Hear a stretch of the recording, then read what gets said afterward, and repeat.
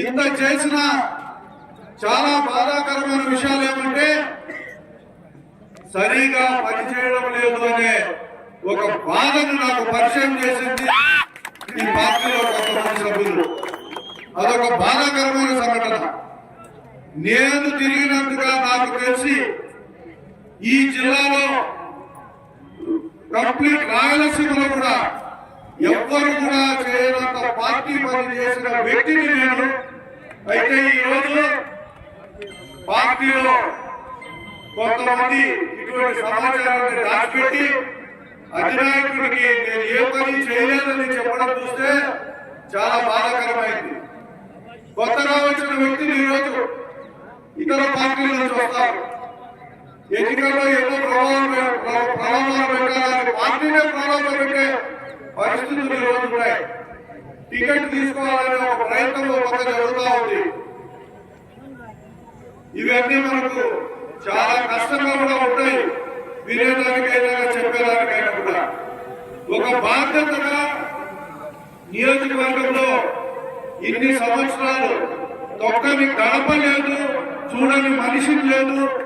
తిరిగి తిరిగి ప్రతి ఒక్క కార్యక్రమాన్ని ప్రజలకు చేరవేస్తే ఈరోజు కొన్ని విషయాలు కొంతమంది ద్వారా బయటకు రావడం, సరే ఈ జీవితంలో పోరాటం తప్పనించి ఇంకొక మార్గం లేదు అని చెప్పి నేను భావించి పోరాటాన్ని కొనసాగించాలి. ఏ పరిస్థితుల్లోనూ పోరాటాన్ని ఆపకూడదు. మన పోరాటం చేయాలా, అది ఏ పంతాలో అయినా సరే వెనక్కి పోయే సమస్య లేదని చెప్పి కూడా ఈ సందర్భంగా తెలియజేస్తున్నాను. దీనికి మీ అందరి సహాయ సహకారాలు అవసరం. మనందరం కూడా ఒకటి గుర్తుపెట్టుకోవాలి. గడిచిన 3 ఎన్నికల్లో మనం ఓడిపోయాం. ఈ రోజు మీ అందరి పైన ఈ బాధ్యత ఉంది. మీరు అనుకుంటే సాధించలేదు ఏమీ లేదు. మీ దగ్గర ఉన్న శక్తి బహుశా ఎవరి దగ్గర, ఏ రాజకీయ నాయకుడి దగ్గర లేదు. మీ ఓటు, మీ శక్తి, మీరు ఓటు వేయించగల పట్టుదల, మీరు అవలంబించే పద్ధతులు కరెక్ట్ గా ఉంటే మీ బంధువులైతేనేమి, స్నేహితులైతేనేమి, తెలిసిన వాళ్ళు, పక్కింటి వాళ్ళు, ఎదురింటి వాళ్ళు, పక్క గ్రామంలో ఉన్నా సరే మీరు చెప్పి ఓటేయించే శక్తి సంపన్నమైన నాయకులు మీ అందరూ అని చెప్పి నేను భావిస్తున్నాను. ఈరోజు మీ అందరూ ఆ బాధ్యతను తీసుకోవాల్సిన అవసరం ఉంది. 3 సార్లు మనం ఓడిపోయినాం. తెలుగుదేశం పార్టీలో ఒక సభ్యుడిగా, నియోజకవర్గ ఇన్ఛార్జిగా, జిల్లా పార్టీ అధ్యక్షుడిగా ఎన్నో గురుతరమైన బాధ్యతలు చేస్తూ పార్టీని బలోపేతం చేయాలనే ప్రయత్నం చేసే భాగంగానే 14లో కానీ 19లో కానీ 2009లో పార్లమెంట్ ఓడిపోవడం కూడా జరిగింది. అయినా సరే 3 సార్లు ఓడిపోయిన మీ అందరి పైన ఉన్న అభిమానంతో ఈ జీవితమే మీకు అంకితము అనే ఒక భావంతో ఈ ప్రాంతాన్ని విడిచిపోయేది ఒక బాధ్యతగా నియోజకవర్గంలో ఇన్ని సంవత్సరాలు తొక్కని గడప లేదు, చూడని మనిషి లేదు. తిరిగి తిరిగి ప్రతి ఒక్క కార్యక్రమాన్ని ప్రజలకు చేరవేస్తే ఈరోజు కొన్ని విషయాలు కొంతమంది ద్వారా బయటకు రావడం, సరే ఈ జీవితంలో పోరాటం తప్పనించి ఇంకొక మార్గం లేదు అని చెప్పి నేను భావించి ఏ పరిస్థితుల్లోనూ పోరాటాన్ని ఆపకూడదు. మన పోరాటం చేయాలా, అది ఏ పంతాలో అయినా సరే వెనక్కి పోయే సమస్య లేదని చెప్పి కూడా ఈ సందర్భంగా తెలియజేస్తున్నాను. నేను తిరిగినట్టుగా నాకు తెలిసి ఈ జిల్లాలో కంప్లీట్ రాయలసీమలో కూడా ఎవ్వరు కూడా చేయనంత పార్టీ పని చేసిన వ్యక్తిని నేను. అయితే ఈ రోజు పార్టీలో కొంతమంది ఇటువంటి సమాచారాన్ని దాచిపెట్టి అధినాయకుడికి నేను ఏ పని చేయలేదని చెప్పడం చూస్తే చాలా బాధాకరమైంది. కొత్తగా వచ్చిన వ్యక్తులు ఈరోజు ఇతర పార్టీల నుంచి వస్తారు.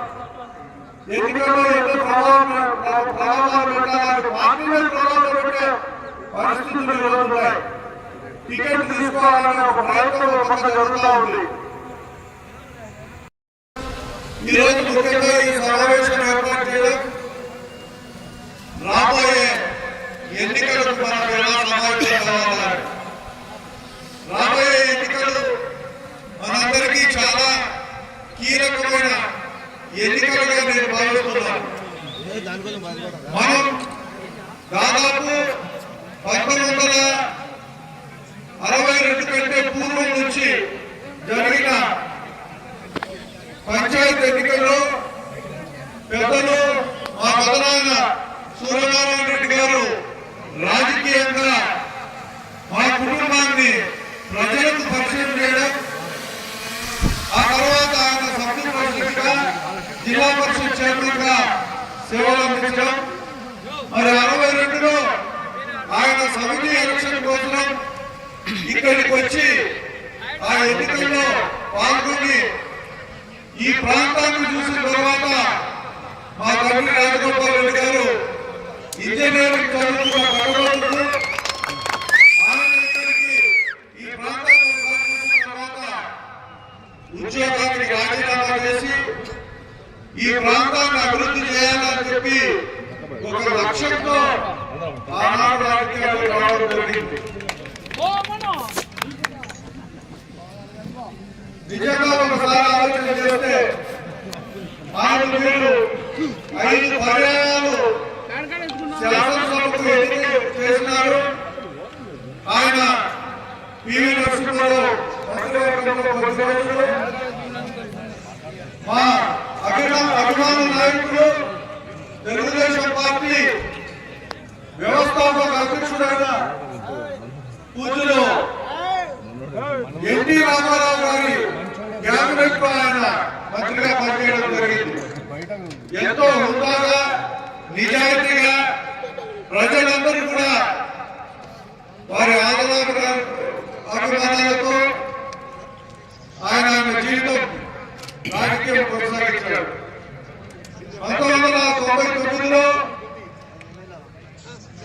నన్ను అనూహ్యంగా నేను రాజకీయాలకు రావడం, 99లో ఎన్నికల్లో గెలవడం, చంద్రబాబు గారి నాయకత్వాన ఈ ప్రాంతంలో శాసనసభకు పనిచేయడం, శాసనసభ ఎన్నికలకు పోటీ చేయాలా, చాలా మందికి రుణం తీసుకునే అవకాశం భగవంతుడు నాకు ఇస్తారని చెప్పి కూడా ఈ సందర్భంగా మీ అందరికీ కూడా నాకు బాధ్యత ఉంది. ఎంతో మందికి రుణపడుతున్నారు, ఎంతో మందికి ఎన్నో చేయాలా, మీరు కూడా లెక్కాచారాలు సరి చేసుకునే అవకాశం మీకు రావాలని చెప్పి భావించే గడిచిన 3 సంవత్సరాలుగా కరోనా తర్వాత తెలుగుదేశం పార్టీని గడప గడపకు ఇంటి ఇంటికి తిరిగి పరిచయం చేసి ఈ ప్రభుత్వం తీసుకుంటున్న అరాచకాలనేవి అవినీతి పనులు ప్రజలకు వివరించి మన నాయకుడు చంద్రబాబు నాయుడు గారి కార్యక్రమాలను మనం తీసుకోవడం జరిగింది. అయితే ఇంత చేసిన చాలా బాధాకరమైన విషయాలు ఏమంటే సరిగా పనిచేయడం లేదు అనే ఒక బాధను నాకు పరిచయం చేసింది ఈ పార్టీలో కొంతమంది సభ్యులు.